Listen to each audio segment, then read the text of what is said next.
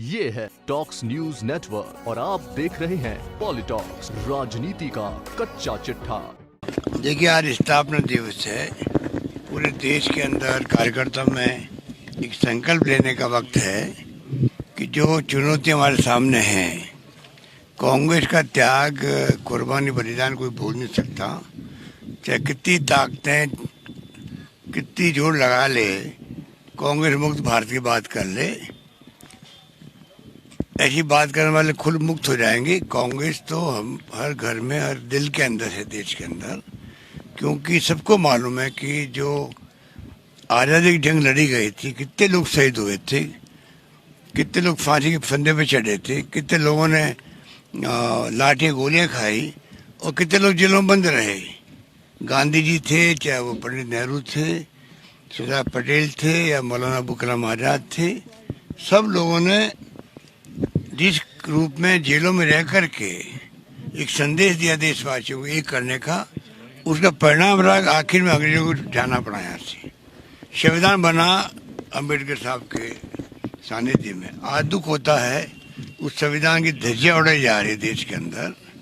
लोकतंत्र खतरे के अंदर है, संविधान खतरे के अंदर है, सारी संस्थाएं बर्बाद हो रही है, पूरा देश चिंतित है।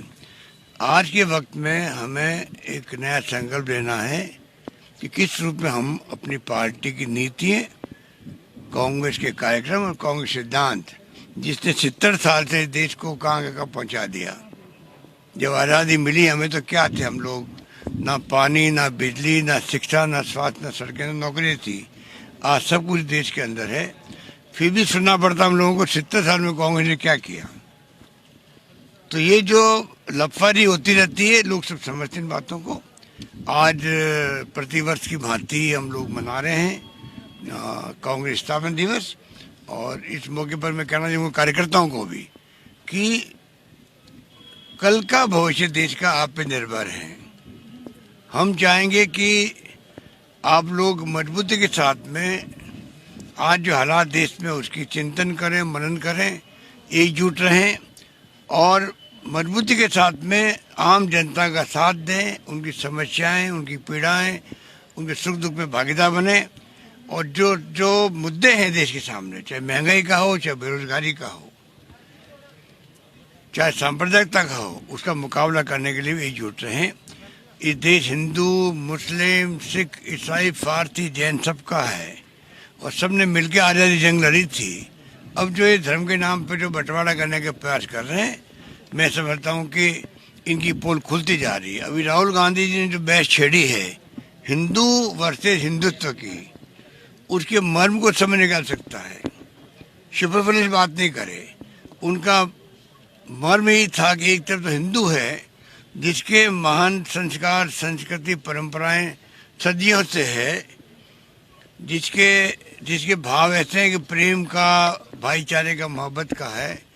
और वो ताकतें जो हिंदुत्व के नाम पे राजनीति कर रही है, उनका हिंदू बनना भी स्यूडो है, वो नकली हिंदू है वो लोग। वो खाली जिस प्रकार अभी साधु संतों ने जो भाषा काम ली है हरिद्वार में और रायपुर के अंदर, वो शर्मनाक भाषा है। साधु संतों का हम सब सम्मान करते हैं, उनका जो भगवा वस्त्र है वो अपना आप में त्याग का और संस्कार का संदेश देता है। उन साधु संतों में कुछ लोगों ने जो कुछ वाणी निकाली है वो शर्मनाक थी, निंदनीय थी। जितनी निंदा करे उतनी कम है उनकी। और मैं समझता हूँ एक साधु संत ने तो खड़े होकर श्याम सुंदर दास जी ने तो वहीं पे कह दिया मैं इस धर्म संत से अलग होता हूँ। इसके मायने क्या हुआ? तो आप समझ सकते हैं देश बड़े अजीब दौर से गुजर रहा है।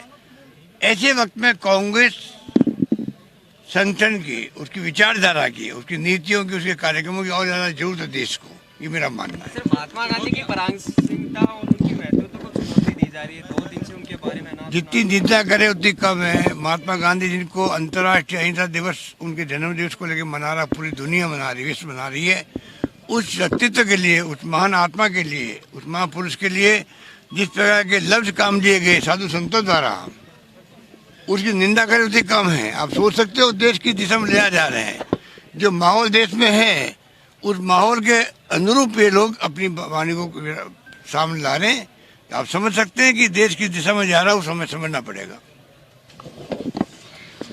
ये है टॉक्स न्यूज नेटवर्क और आप देख रहे हैं पॉलिटॉक्स, राजनीति का कच्चा चिट्ठा।